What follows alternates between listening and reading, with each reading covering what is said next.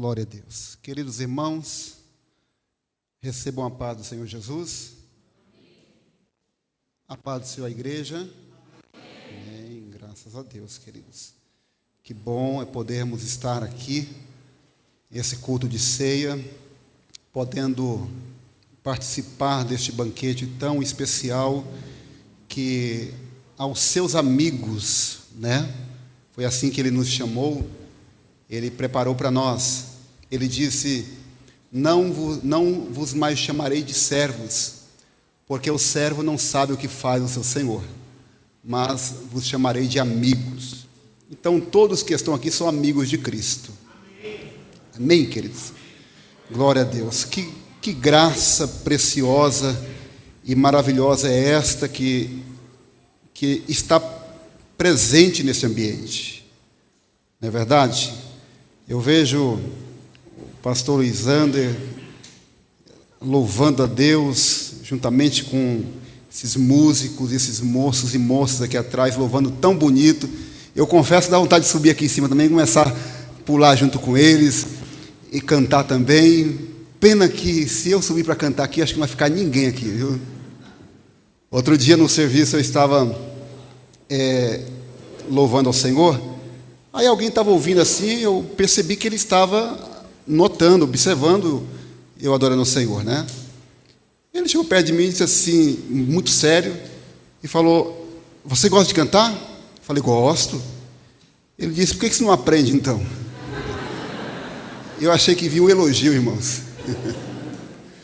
Eu achei que vinha um elogio, mas eu falei: ô abençoado. A gente tenta aprender, mas não tem jeito não. Mas que bom, queridos. A cada dia a gente aprende com o servo do Senhor. E assim é o corpo de Cristo, Imagine se todos fossem mão, se todos fossem braço, pés, Essa é a diversidade do corpo de Cristo. Falávamos isso aqui agora há pouco, pastor Ismael? Diácono Marcos, nós estávamos aqui numa resenha espiritual, pastor. Eu não sei aí para os irmãos, mas para mim acho que está um pouco de eco aqui, se puder tirar um pouquinho. E essa é a maravilha da obra de Deus. É a maravilha da obra de Deus. Queridos e amados, abram comigo, por gentileza, ou acompanhem aí no projetor. Serei breve, no entanto, também serei fiel àquilo que o Senhor ministrou ao meu coração no decorrer desses dias de meditação. E eu quero assim poder compartilhar com a igreja aquilo que o Senhor colocou ao meu coração. Carta de Paulo aos Romanos, capítulo 12.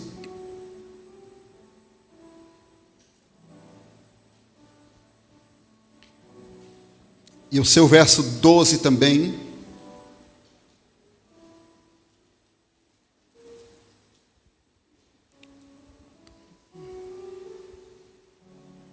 Diz assim: alegrai-vos na esperança, sede pacientes na tribulação, perseverai na oração. Diga amém. Mais uma vez, só para enfatizar: alegrai-vos na esperança, sede pacientes na tribulação e perseverai na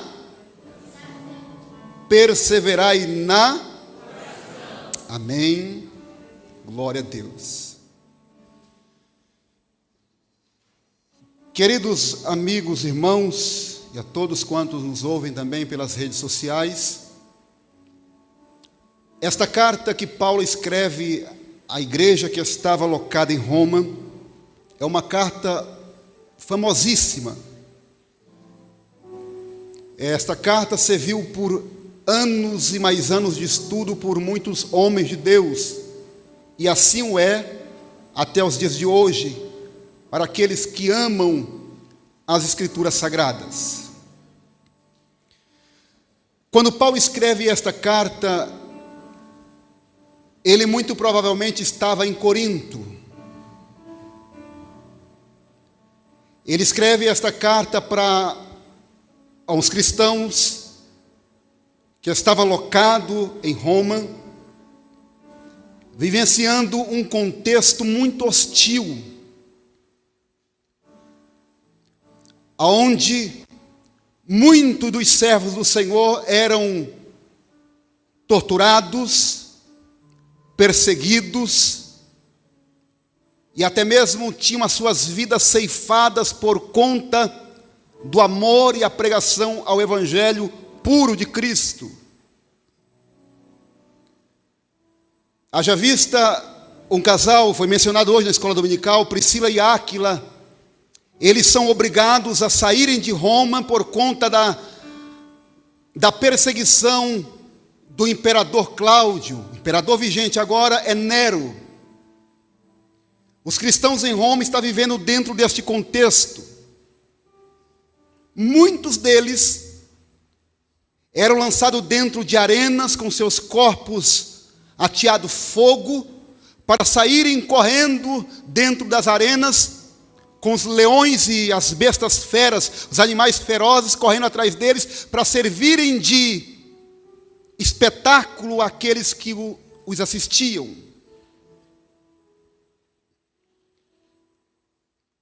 Ao contrário de muitas outras igrejas e comunidades que Paulo havia fundado, esta igreja especificamente que estava em Roma, Paulo não a conhecia.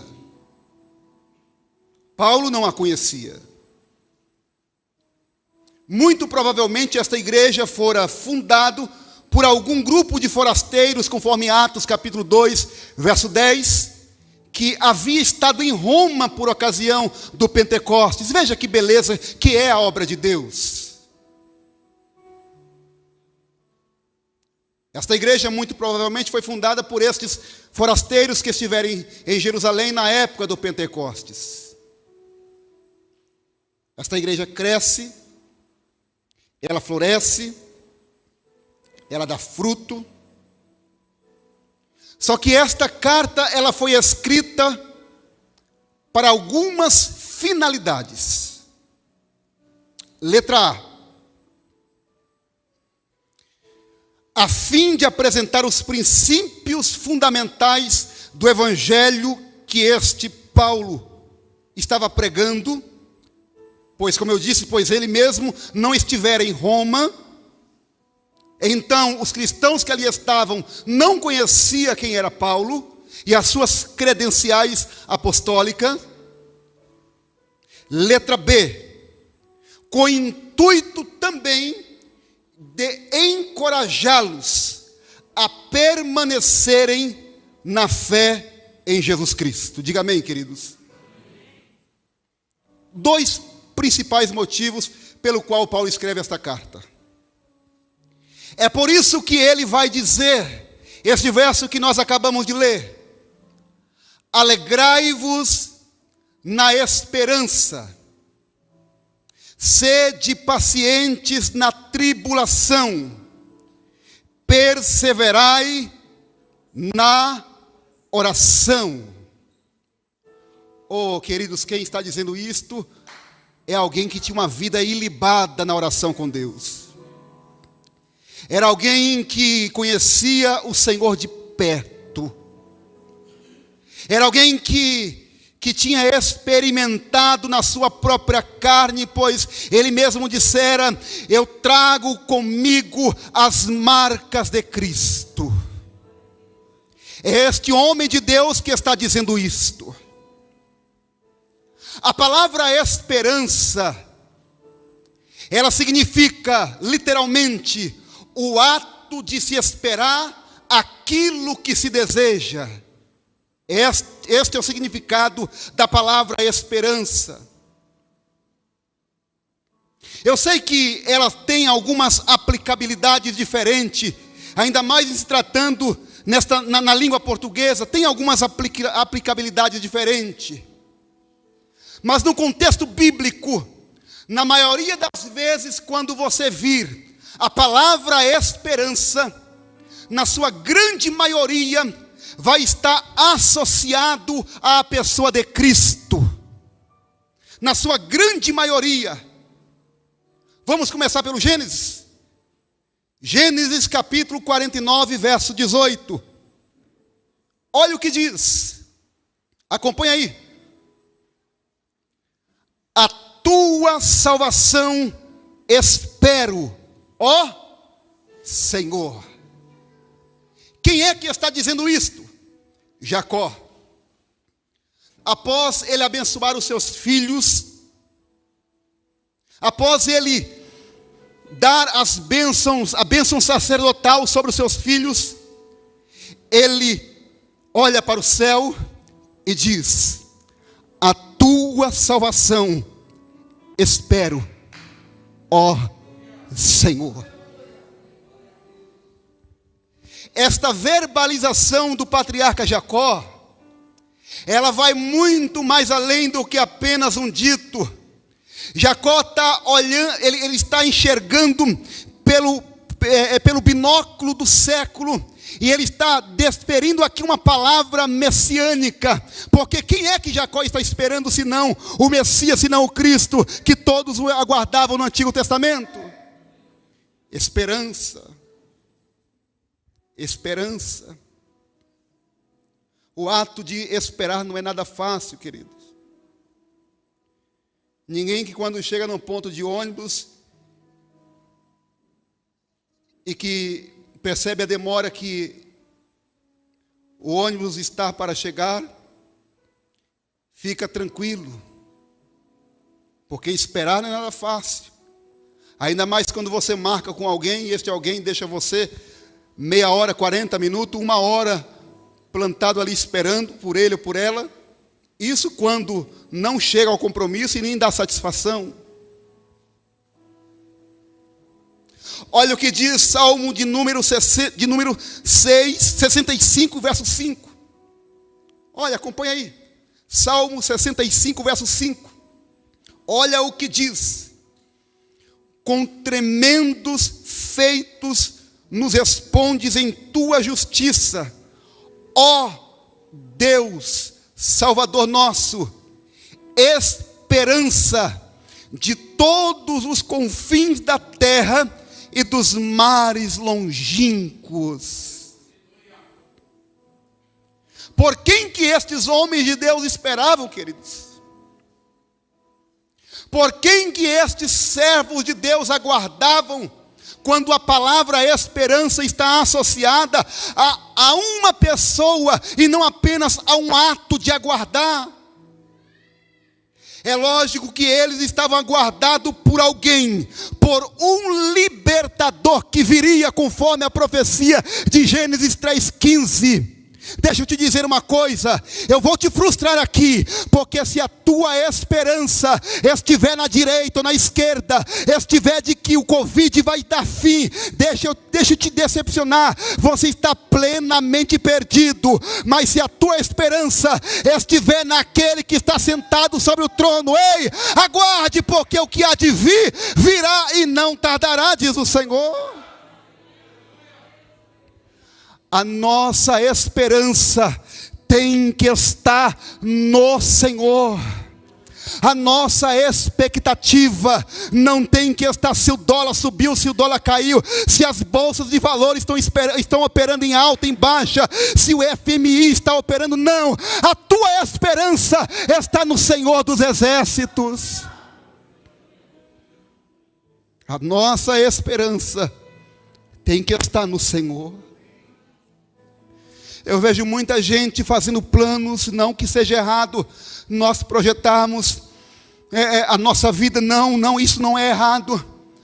Mas eu vejo muitas pessoas depositando as suas expectativas em tantas coisas falíveis, em tantas coisas que você olha, não precisa nem olhar pelo lado espiritual, que sabe que não vai dar em nada e continua depositando a sua expectativa. Ei, deixa eu te dizer, querido, descanse nele. Descanse nele. Porque há um ditado no mundo que a esperança é a última que morre. Não, negativo.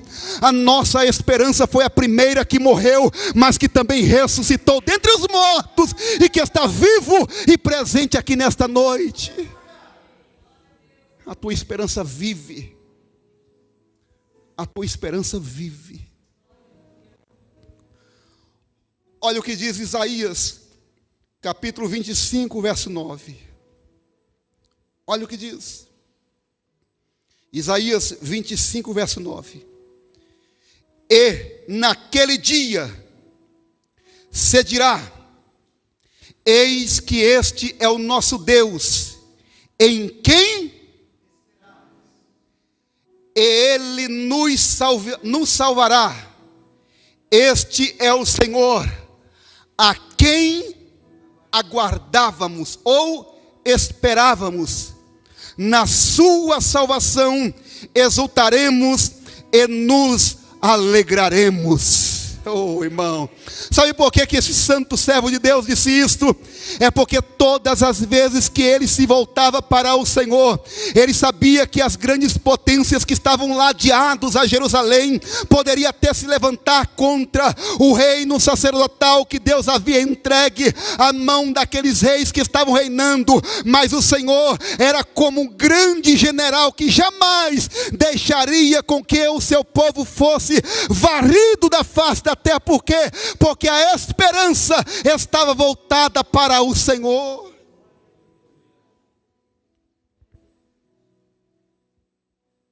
Nós vivemos no meio de uma sociedade totalmente com os valores invertidos. Eles confiam em algo, mas não confiam em alguém. Eles valorizam o algo, mas não valorizam o alguém. Nós vivemos em uma sociedade líquida. Você observe que este copo d'água, este líquido que está aqui, ele se adapta ao formato deste copo. Se eu despejar esta água dentro dessa bandeja, a água vai tomar forma desta bandeja. A sociedade que nós vivemos é uma sociedade líquida, que ela está se adaptando conforme ao sistema deste mundo. E o mesmo apóstolo Paulo vai dizer: não vos conformeis com este mundo, mas renovai-vos pela força do vosso entendimento. Você que está aqui nesta noite ouvindo esta segunda mensagem, ouviu a primeira mensagem, certamente ouvirá muitas outras mensagens que sairão deste altar. Não faça parte de uma sociedade líquida, que esteja disposto a moldar conforme o sistema, não. Porque você tem a mente de Cristo. O Senhor implantou em você.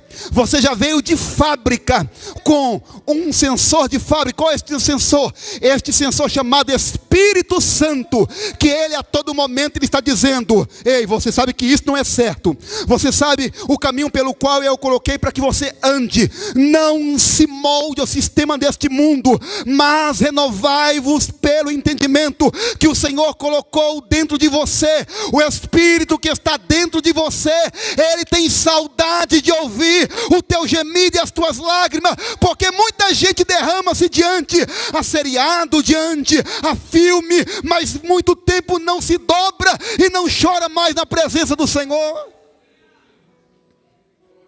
O Senhor tem saudade.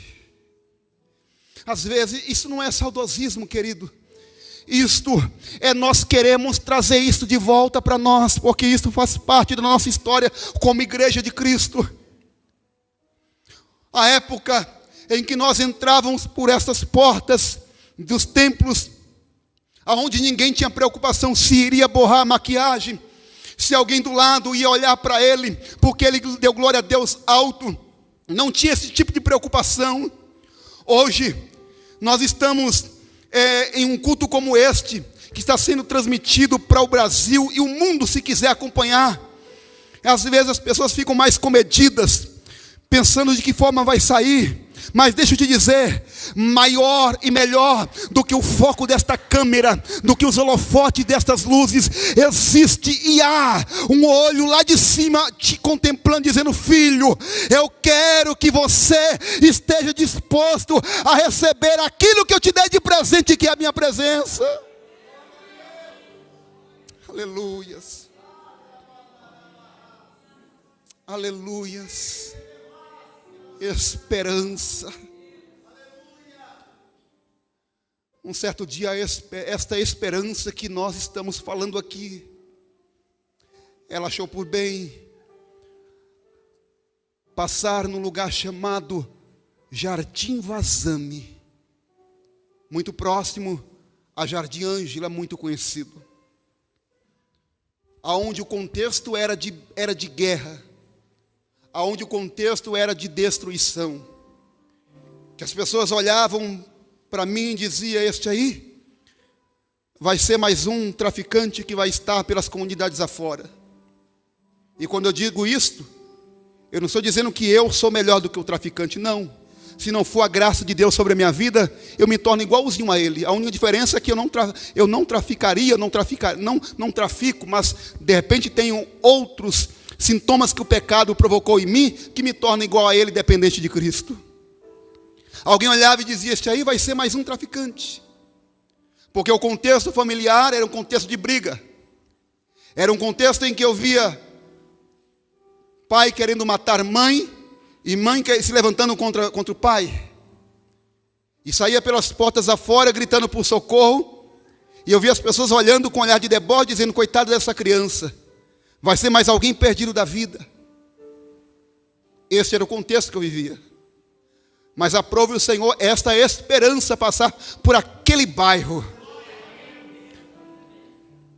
Aos 9 anos de idade, na cidade de Mairiporã, uma serva de Deus, usada pelo Santo Espírito, olhou para mim e veio marchando, falando em profecia na minha direção, apontou o dedo, aproximou-se e colocou a mão sobre a minha cabeça, 9 anos de idade, e disse: eu vou te levantar como um grande pregador da minha palavra. Queridos, foi tão Deus quem falou na noite daquele dia. Porque se esta mulher, ela tivesse a intenção de se aparecer, ela jamais iria profetizar para uma criança, partindo do entendimento que uma criança muitas das vezes não tem compreensão. Eu vou te levantar como um grande pregador da minha palavra, e através de ti eu farei com que os teus sigam a minha palavra. Eu acho que já testifiquei isso aqui, ou foi em Franco da Rocha, não me recordo. E anos se passaram, e hoje, para a honra e glória do nome do Senhor, toda a minha família serve e adora ao Deus Todo-Poderoso. Aleluia! Bendito seja o nome do Senhor, exaltado seja o nome do Senhor. Porque esta esperança, chamada Jesus Cristo de Nazaré, mudou a minha vida, mudou a minha casa, mudou o meu jeito de pensar, está mudando dia após dia, porque nós estamos num processo de santificação, até nos tornarmos varão perfeito, até nós nos tornarmos parecido com Ele, quando chegarmos na glória. Sabe o que é lindo isso, querido? É que quando eu falo sobre essas coisas, eu fico pensando como era o homem, como era o Adão do Éden. Não é verdade? Os rabinos vão dizer que os animais, quando olhavam para Adão, tinham dificuldade de reconhecer quem era Adão e quem era Deus, por conta da glória que havia no corpo de Adão. E o que eu acho mais lindo é que Paulo vai escrever na sua primeira carta aos Coríntios, capítulo 15, verso 50 em diante, dizendo que é impreterível que aquilo que é corruptível se revista da incorruptibilidade. Ou seja, este corpo surrado pelo pecado, este corpo maltratado pelo pecado, um dia vai se despir deste mundo corrupto, deste mundo podre, contaminado pelo pecado, e nós seremos como Ele lá na glória, queridos. Aleluia. A esperança chamada Jesus. Eu não estou pregando aqui um Cristo crucificado, porque a cruz foi apenas uma etapa. Estou pregando um Cristo ressurreto, porque se Ele parasse na cruz e não houvesse a ressurreição, nós não estaríamos aqui pregando. Nós estamos falando de um Cristo que venceu a morte, de um Cristo que prometeu enxugar dos teus olhos todo e qualquer tipo de lágrima, de um Cristo que venceu a morte e olhou para nós e disse assim: olha, eu vou para o Pai, eu vou preparar um lugar, mas daqui a pouco eu vou voltar para levar vocês para estarem perto de mim. Porque é um pai que tem prazer que o filho esteja perto dele. Ele vai, mas ele dá data para, ou melhor, dá data não, ele dá ocasião de que ele vai voltar. Ele disse: eu vou voltar. Quantos estão aguardando pela volta dele? Oh, queridos, aguarde. Se demorar, se ele tardar, não desista de esperar, porque a esperança, ela vai voltar para nos levar para perto dele. Aleluias. Aguarde por ele. Aguarde por ele. Aleluias. Ninguém que espera pela volta do Senhor espera, guarde isto, por mais que uma vida. Quantos de nós já ouvimos pessoas, até mesmo do nosso meio cristão, dizendo: já faz tanto tempo, desde que eu ouço o servo de Deus, desde que eu estou na igreja, eu ouço os meus pais, os meus avós, os meus antepassados falando da volta de Jesus, e até agora ele não voltou. Ninguém que espera pela sua volta espera por mais que uma vida. Como assim, pastor? Porque se este corpo tombar a sepultura neste exato momento, eu só esperei o Senhor por 39 anos. E quando eu deitar para dormir, quando eu partir para a eternidade, que os meus olhos se abrirem e vê-lo voltando, eu vou dizer: ué, mas parece que foi ontem. Então aguarde e não vacile. Não brinque de servir ao Senhor, porque a volta dele está mais próxima do que ontem.